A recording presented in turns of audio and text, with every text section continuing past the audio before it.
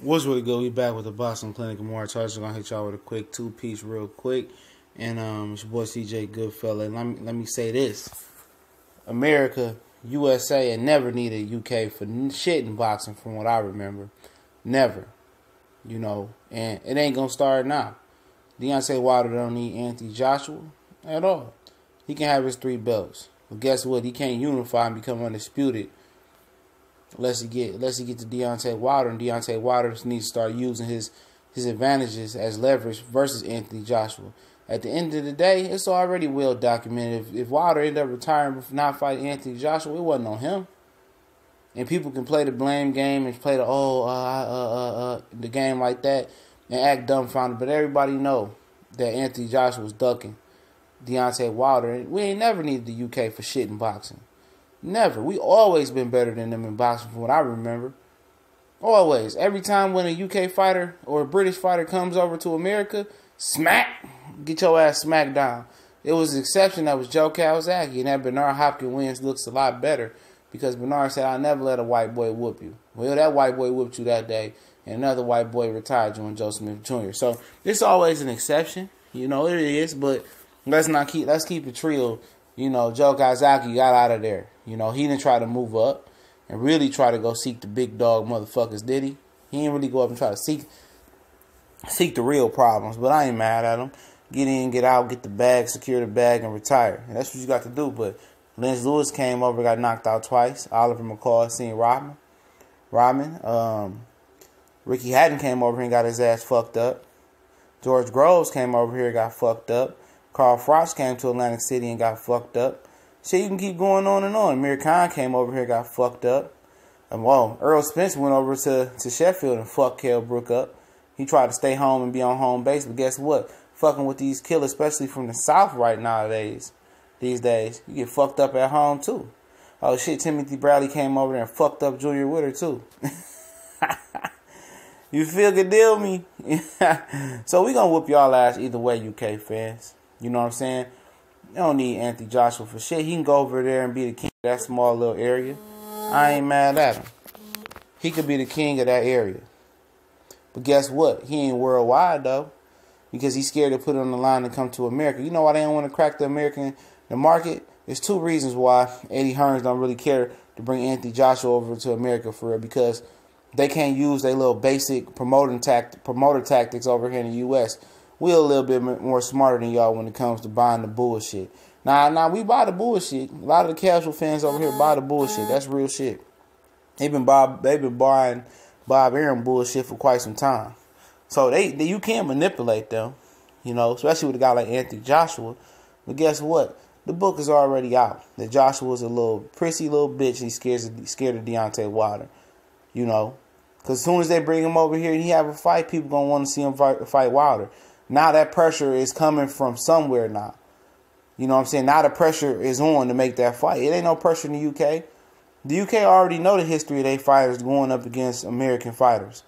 They know what's going to happen. He going to get his ass smacked around and he going to get exposed, and they got to find another UK hype job. And that's what it's going to be.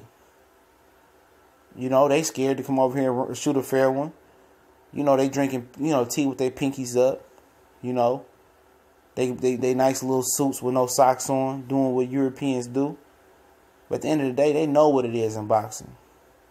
That's why he want to make it seem like he's the king of this and he's the king of that. He ain't the king of shit but over there. And he ain't shit but another Frank Bruno. Because once Anthony Joshua put it on his ass, that's what he going to become. And then Matchroom USA going to probably go out of business. Because Eddie Hearn got rid of all the fighters that fucking matter because he was giving Anthony Joshua so much personal time.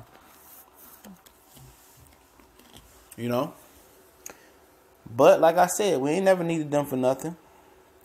You know the history of when they come over here and fight the top fighters, what's going to happen. You know what it is. May it be Mexican, cheating ass Canelo beating up Lima Smith. You know what's going to happen. You know it's just a matter of time, man. It's just a matter of time for most cases. And it is some special European fighters out there. But what happens? Even Lomachenko got smacked down by Orlando Salido, like it or not. And I like the kid. You know, it is what it is. You can't change it. Y'all can say whatever y'all want to say, but at the end of the day, the U.S. is on top of the U.K. all the time when it comes to this boxing shit. Y'all on the bottom of us. Shit, y'all under Mexico. With or without the contaminated meat. So at the end of the day, Wilder don't need Joshua. Because once he get to 50-0, he clean up everybody around Joshua. What can you say? Oh, he didn't fight Joshua. Hey, Joshua didn't want to come out and play. He told you guys that. He didn't want to come out and fight Deontay Wilder. And as soon as Wilder beats Joshua or completes the 50-0 and actually really breaks Rocky Marciano record, that's a heavyweight record. So fuck the Floyd shit real quick. And once he do that, watch Dan Rayfield, Stevie Kim, Doug Fisher, and all you fake love motherfuckers out there try to jump on Deontay Wilder dick if he does it. Oh, I was a Wilder fan from day one, man. I really believe. Nah, we don't hear you and we don't feel you. We don't do that fake love shit that happened on the bandwagon. Either you with us or you against us. Yeah, that's as simple as that. You know, we don't need them fake motherfucking fans hopping on Deontay. Same thing they did with Ali. You know, them same motherfuckers who was bashing Ali when he was coming up and he had one of the greatest runs ever after having a long time off and still came back open can of whoop ass, and all of a sudden when he got Parkinson's, motherfuckers love him when he retired. If you ain't gonna appreciate me while I'm fighting, man, don't come after my career when I get inducted into the Boxing Hall of Fame and start contributing to boxing however I contribute, writing, being a journalist, being a commentator, or just being an ambassador for the sport. Don't come around and hop on Deontay Wilder nuts. After you've been talking years of shit about him, man, like everything Gucci, it ain't. But like I said before, we don't need them motherfucking Brits because we whoop on their ass consistently. We whoop on that ass. They come over here and get that ass whooped, waxed, taxed, you know, and we dry that ass off for $1 with a towel and send them back and smack them on their ass and send them back to the UK crying.